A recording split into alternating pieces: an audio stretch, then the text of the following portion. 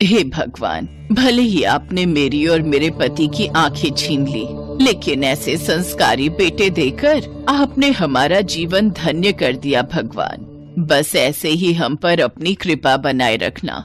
बोलो शंकर भगवान की जय। ललिता के साथ साथ सभी लोग जयकारा करते हैं और उसके बाद सुमित अपनी माँ का हाथ पकड़ता है, जबकि अमित अपने पिता का हाथ पकड़ता है और फिर दोनों बेटे अपने माता पिता को खाने की मेज पर बिठाते हैं। माँ बताओ आज मैंने क्या बनाया है? खुशबू तो बहुत अच्छी आ रही है। आलू के पराठे बनाए हैं क्या बेटा? कमाल है पापा जी, हर बार आपको कैसे पता चल जाता है? भगवान ने आंखें नहीं दी तो क्या हुआ बेटा, नाक बहुत तेज है मेरी, समझे तुम दोनों? कोई गड़बड़ नहीं करना वरना ये बुढ़ा सूंघ लेगा। किशोरी लाल की बात सुनकर ललिता और उसके दोनों बेटे हंसने लगते हैं।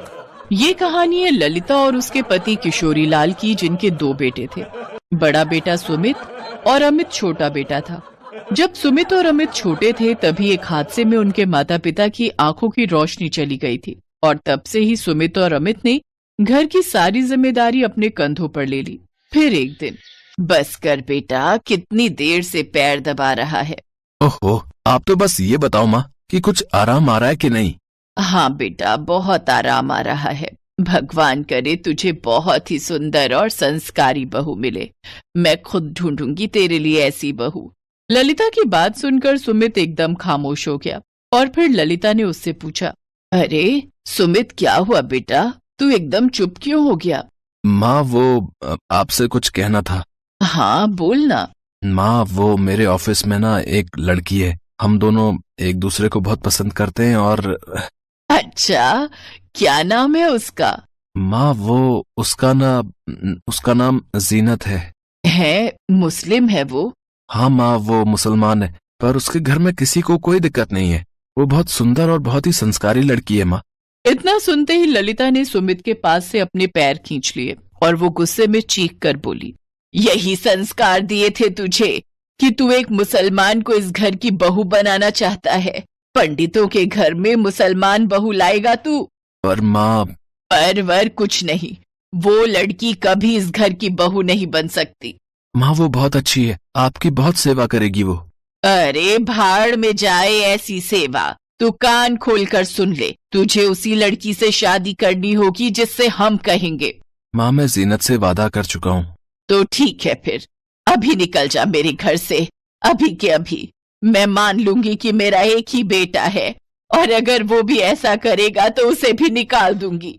हम रह लेंगे बुढ़े बुढ़िया अकेले। सुमित अब पीछे नहीं हट सकता था, मगर ललिता और किशोरी लाल ने सुमित को घर से निकाल दिया था।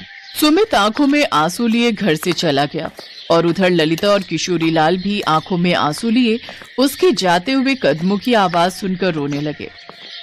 छोटे भाई अमित ने ललिता को समझाने की बहुत कोशिश की, लेकिन वो नहीं मानी। सुमित कई दिनों तक अपने दोस्तों के घर रहा और फिर एक दिन उसने जीनत से शादी कर ली और अपने घर से 3 घर छोड़कर एक कमरा किराए पर ले लिया। वो रोज सुबह छत पर चढ़ जाता और वहां से अपने माँ बाप और भाई को आंगन में देखता।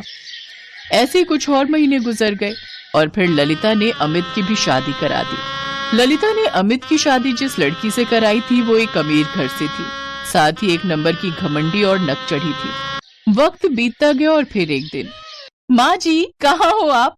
यहाँ हूँ काजल, क्या हुआ, बड़ी खुश लग रही है। माँ जी आप दादी बनने वाले हो। मैं पेट से हूँ माँ जी। अरे वाह, हे शंभू, तेरा लाख लाख शुक्र है, तूने इस अंधी की दुनिया में उजियारा भर दिया। काजल, तूने मेरा दिल खुश कर दिया सच में। ललिता के छोटे बेटे अमित की पत्नी काजल गर्भवती थी। ये खबर सुनते ही ललिता बहुत खुश हो गई। उस दिन शाम को ललिता की पड़ोसन ने उसे बताया कि उसकी बड़ी बहू जीनत भी 1 महीने से गर्भवती है, पर जीनत के गर्भवती होने पर ललिता ने कोई प्रतिक्रिया नहीं दी। ऐसे ही 2-3 महीने और बीत गए। फिर एक दिन, माँ जी मैं सोच रही हूँ कि मैं अपने पापा के घर चली जाऊं और फिर बच्चा लेकर ही यहाँ लौटूं। क्यों? हम पर भरोसा रख काजल, हम तेरा पूरा ख्याल रखेंगे। ललिता ने काजल को बहुत समझाने की कोशिश की, लेकिन काजल तो अपने पापा के पास ही जाना चाहती थी। वो नहीं चाहती थी कि उसका बच्चा उसके ससुराल में पैदा हो। और दूसरी बात ये कि गर्भवती होने के बाद वो घर का काम भी नहीं करना चाहती थी। अमित ने भी उसे रोकने की कोशिश की, लेकिन वो नहीं मानी और अपने पापा के घर चली गई। दूसरी तरफ सुमित जीनत का पूरा ख्याल रख रहा था। फिर एक दिन जब जीनत छत पर कपड़े सुखा रही थी, तब उसने अपने ससुराल की तरफ देखा, जहां अमित कपड़े धो रहा था और उसकी सास ललिता झाड़ू लगा रही थी। लेकिन वो बेचारी वहां झाड़ू लगा रही थी जहां कचरा था ही नहीं। ये देखकर जीनत फौरन अपने ससुराल की तरफ दौड़ी, पर तभी कुछ सोचकर वो रुक गई। उसे ललिता का ख्याल आया, जो उसके वहां जाने से नाराज हो सकती थी। जीनत वापस घर लौट आई, लेकिन सारा दिन वो अपने ससुराल के बारे में ही सोचती रहती। फिर उसी रात, आपको पता है अमित भैया की पत्नी काजल भी पेट से है। अच्छी बात है। पर वो अपने घर चली गई है। सुना है वो अब बच्चा लेकर ही आएगी। अच्छा? अमित भैया घर का सारा काम कर रहे हैं और आज तो मैंने माँ जी को झाड़ू पोछा लगाते हुए देखा। इतना सुनते ही सुमित की आंखों में आंसू आ गए और वो कुछ नहीं बोला, पर जीनत उसका दर्द समझ गई थी। अगली सुबह जब अमित सोकर उठा तो उसने देखा कि पूरे आंगन में झाड़ू और पोछा लगा हुआ था।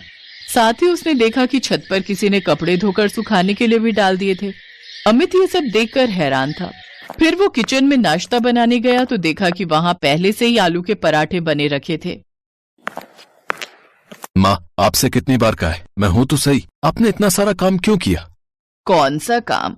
यही, सारे कपड़े धो दिए, खाना बना दिया, झाड़ू पोछा भी कर दिया। आज तो कर दिया, लेकिन कल से मत करना, समझ गई ना आप?